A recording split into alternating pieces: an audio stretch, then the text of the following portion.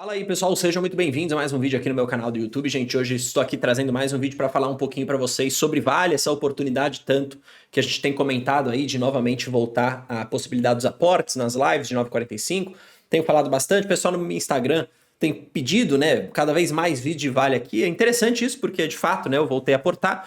E aí eu quero fazer também um panorama setorial aqui com vocês, trazer um pouco de noção de alguns dados da economia chinesa, de produção, de estoques de minério, para a gente ter um pouquinho de noção mais ou menos do que o setor tá mostrando.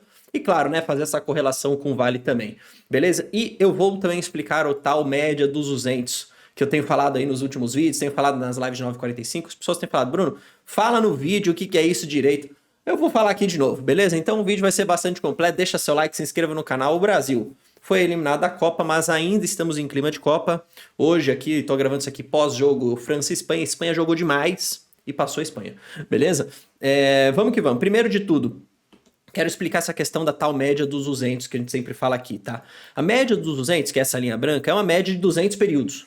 Ou seja, são os 200 últimos períodos, tá? Onde aqui o preço ele é traqueado. É uma média móvel, ou seja, ela vai se movendo ao longo do tempo. Então, de hoje, 200 períodos para trás, a gente tem essa linha aqui traqueando o preço na média dos 200. O que a gente fala, né? Quando você tem uma ação que negocia acima da sua média de 200, tá? Normalmente a gente diz aqui desse setup gráfico, eu não sou um especialista gráfico, tá? Mas eu tenho aprendido um pouco mais sobre isso, eu tenho convidado um amigo meu que é especialista disso para as lives. Quando a gente vê essa ação negociando acima da média de 200, a gente diz que pô, o mercado está buscando por operações de compra, né? Então é muito mais interessante que se você é um cara que faz trade, que você procure por operações de compra. A gente não faz trade, tá? A gente não é trader. Só que eu uso esse tipo de informação para trazer meus aportes cada vez mais certeiros.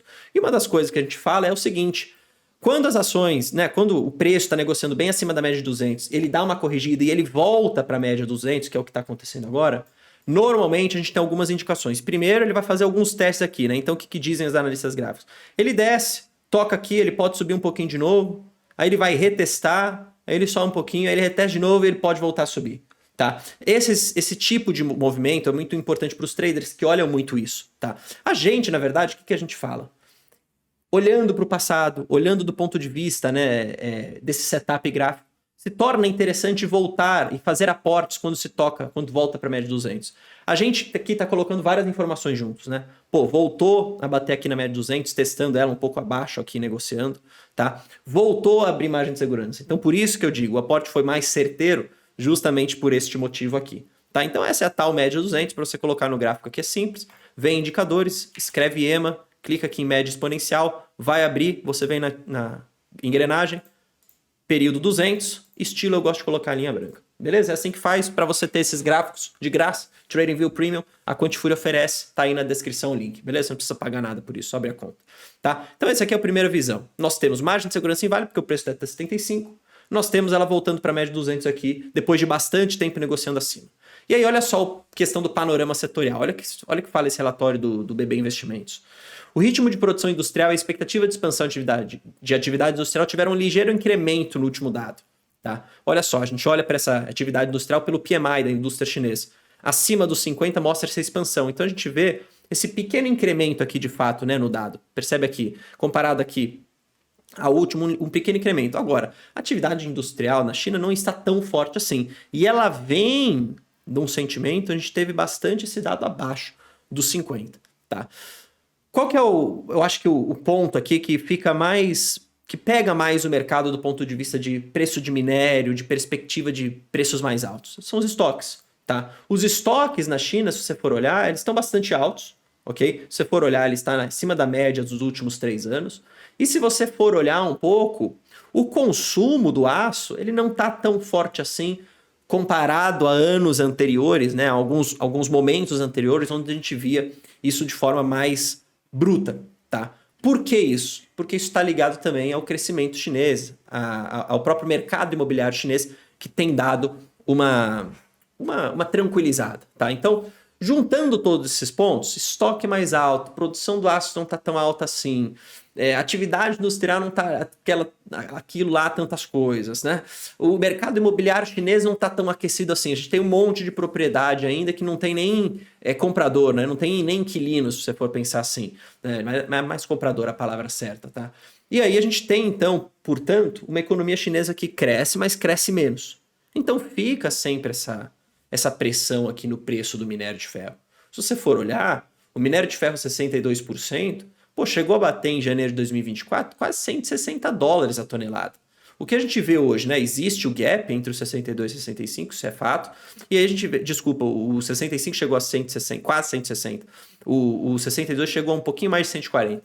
Existe esse gap natural, mas você percebe que o preço caiu bastante. Hoje negociando aí abaixo dos $120 a tonelada a pureza 65 e próximo aí dos $100 a pureza 62, que é inclusive a referência que a gente usa quando a gente fala aqui de Vale, que os analistas fazem as suas projeções. Então assim, o preço do minério caiu, a economia chinesa não está lá tantas coisas, a atividade industrial está um pouco pior, e isso tem motivado um pouco, inclusive, algumas recomendações sendo revistas da própria Vale, né? Então, alguns analistas dizendo que agora não faz sentido mais comprar, cortando o preço-alvo, então, natural esse tipo de desconto. Só que, o que a gente está fazendo? Está tentando olhar lá para frente.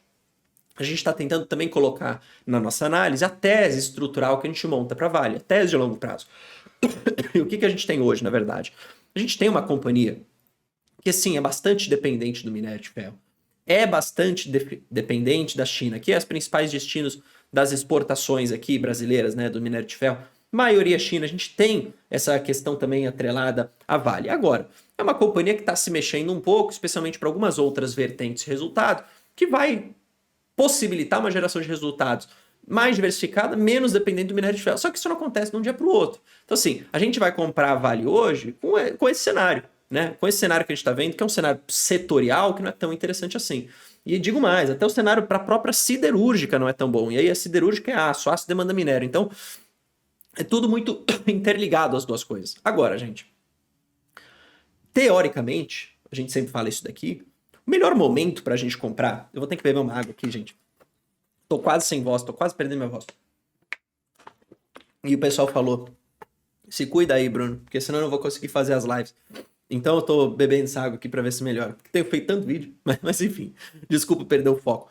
O que a gente tem falado, né? O melhor momento de você comprar empresas relacionadas a commodities é justamente quando a gente vê um cenário de preço baixista, quando a gente vê um cenário, por exemplo, de estoque na China mais alto, que isso tudo dá a entender que o minério não vai performar tanto, que, portanto, o resultado da companhia não vai ser tão forte agora. Só que assim, é agora que a gente compra, né?